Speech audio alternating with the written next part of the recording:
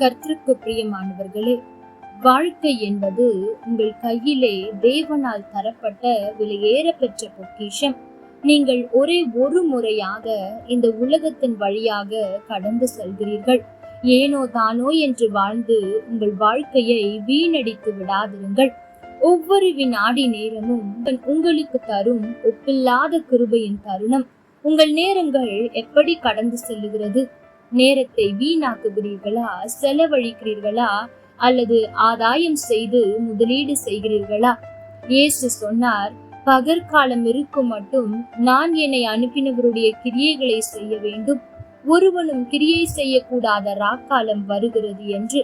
Solomon ஞானி எச்சரிக்கிறார், தீங்கு நாட்கள் வராததற்கு முன்னும் நீ உன் வாலிப பிரயாயத்திலே உன் சிருஷ்டிகரை நினை என்று.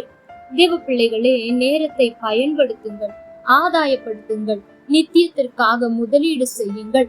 சாது சுந்தர் சிங் ஒரு முறை சொன்னார், இந்த உலகத்தின் வழியாக கடந்து செல்லும் போதுதான் கிறிஸ்துவுக்காக சிலுவை சுமக்கும் பாக்கியம் உங்களுக்கு கிடைக்கிறது. இதைவிட பெரிய பாக்கியம் ஒன்றும் இல்லை என்று. தேவ ஜனமே, இன்றைக்கு நீங்கள் நேரத்தை எப்படி பயன்படுத்துகிறீர்கள்?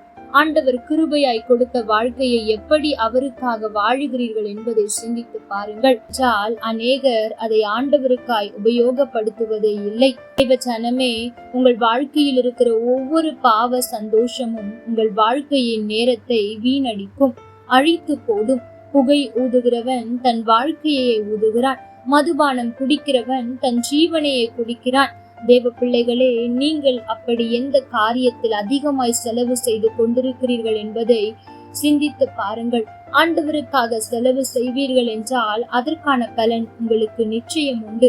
ஆனால் வீணான காரியங்களில், ஆண்டவருக்கு பிரியமில்லாத காரியங்களில் செலவழிப்பீர்கள் என்றால் உங்கள் வாழ்க்கையை நீங்களே அழித்துக் கொள்கிறீர்கள் என்பதை மறந்து போகாதிருங்கள். தேவ பிள்ளைகளே, இன்றைக்கும் ஒரு கேள்வியோடு இந்த நாள் தியானத்தை முடிக்க விரும்புகிறேன்.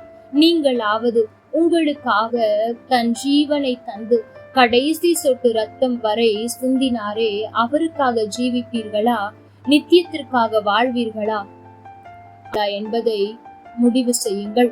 ஏனென்றால் வேதம் சொல்லுகிறது, 1 பேதுரு 4 அதிகாரம் 7 எல்லாவற்றிற்கும் முடிவு சமீபமாயிற்று. ஆம் தேவ ஜனமே, எப்பொழுது வேண்டுமானாலும் ஆண்டவருடைய வருகை இருக்கலாம். அவருடைய வருகையில் நாம் எடுத்துக்கொள்ளப்பட வேண்டும். அது மாத்திரமல்ல, இருக்கிற கொஞ்ச நாட்களில் நம்மால் முடிந்தவரை ஆண்டவரோடு இருப்போம், ஆண்டவருடைய ஊழியத்தை செய்வோம், மற்றவர்களுக்கு ஆண்டவரின் அன்பை சொல்லுவோம். ஒருவேளை சொல்வதற்கு தைரியம் இல்லை என்றாலும் அவர்களுக்காக ஒவ்வொரு நாளும் ஜெபிக்கவாவது செய்வோம். நேரத்தை வீணாக்காமல் அதை ஆதாயப்படுத்திக் கொள்வோம். கர்த்தர் தாமே உங்களோடு கூட இருந்து உங்களை ஆசிர்வதிப்பாராக. ஆமென்.